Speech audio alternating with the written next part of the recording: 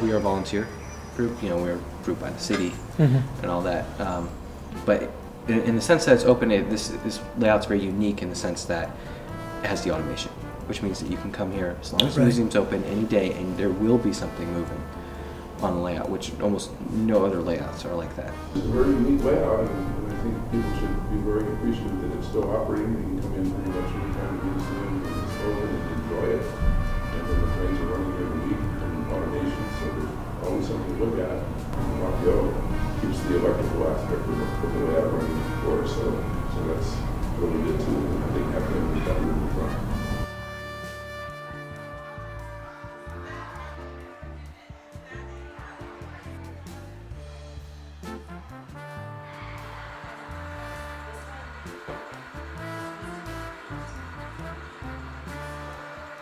I'm French, in case you cannot tell by your accent. Made up my own system, taking stuff that exists and making up the things that did not exist so that I could have my automation working as I wanted.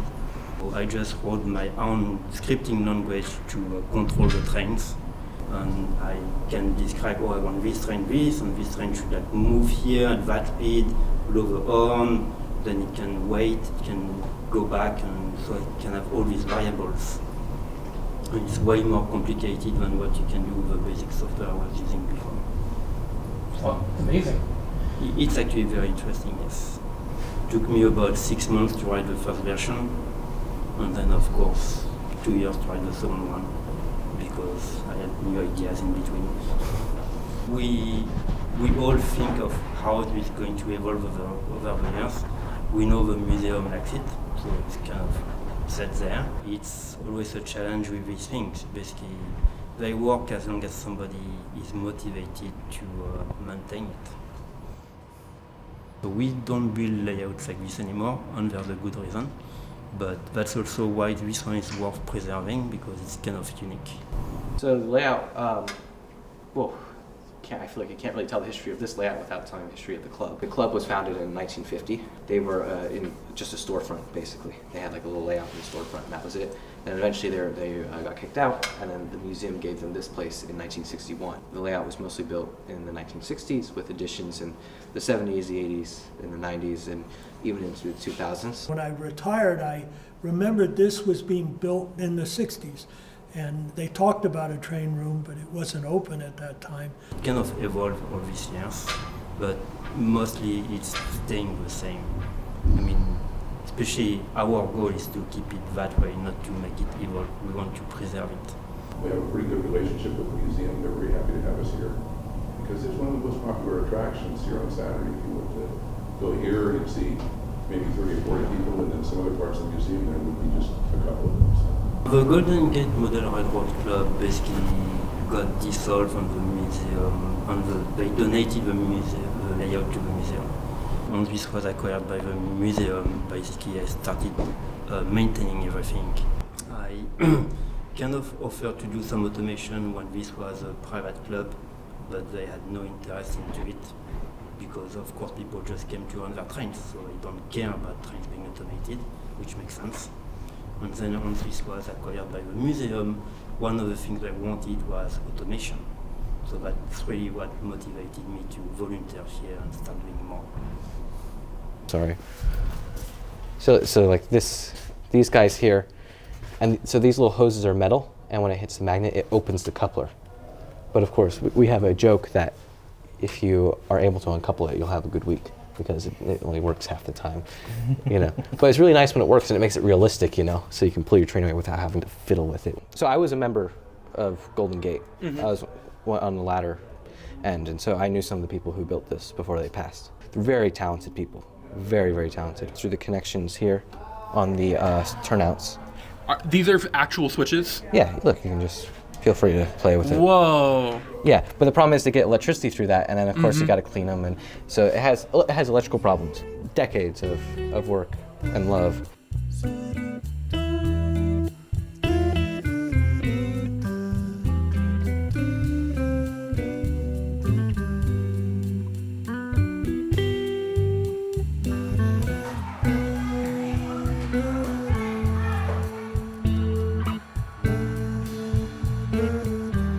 also had the television, you know, and we would all eat our sandwiches while the trains go by, and watch the train tapes.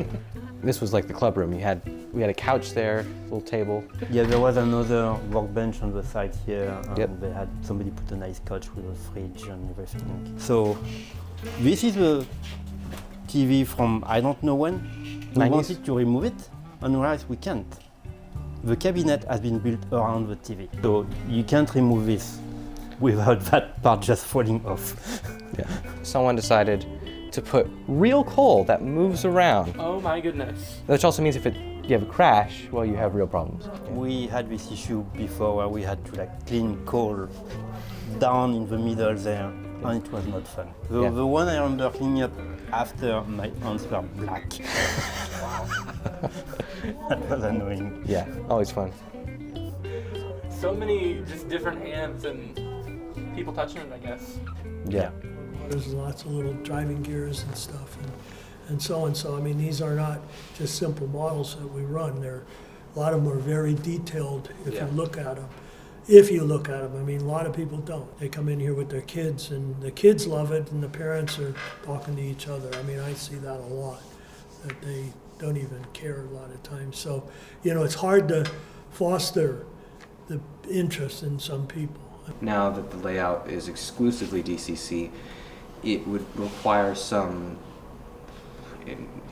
intuitive thought to make it accessible, really accessible to the kids. You know, sometimes if I'm out here talking to people, I'll let a kid blow the whistle, or I'll even give them the controller. I'll show them, you can make it go up in speed. Look, there it goes. We try to get as many people as we can interested. There's a sign out here. If you're interested in the trains, we'll be happy to tell you what we're running and the significance of it. But it tends to be mostly just for the kids to come in and enjoy for a short time, then go on to another exhibit at the club. We find even with that sign out there, we don't have very many people asking any detailed questions. Once in a long time, there'll be an actual model railroad. And oftentimes we have people from other countries coming as well, and they're very impressed as well. Mostly it's just for our pleasure in terms of running the train and the enjoyment of the folks that come and view. I love it. Yeah, Every aspect. it's fun. And everybody, here we all have a good time. Yeah, I mean, especially this community too, since it's so tight knit in a sense. It's really makes it fun. I mean, sometimes I'll come here not even for the trains on a Saturday. It's just to talk. It's one of the greatest joys of it. And you all have a common interest, model trains. The term in model railroading is that layout is never truly finished because you're always doing something. There's always something you can tweak, or a little scenery you can redo, or there's always something. And it's in a sense, this layout's kind of living and breathing because it requires a lot of attention and maintenance, and then there's always something you can do for it.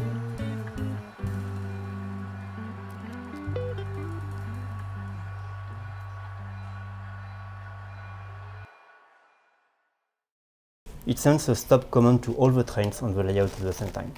And that's exactly what it's supposed to do. It's like maybe somebody's going to crash into somebody else. You just want to stop all the trains. Yeah. Because this train through the computer, we have momentum, meaning when you ask the train to stop, it doesn't really stop immediately. Just like the real thing. It's trying to emulate like a real train that takes time to stop. So if you have an momentum. Yep. Yes. Yeah, no, exactly. That's the whole point of it. It has momentum to start and momentum to stop.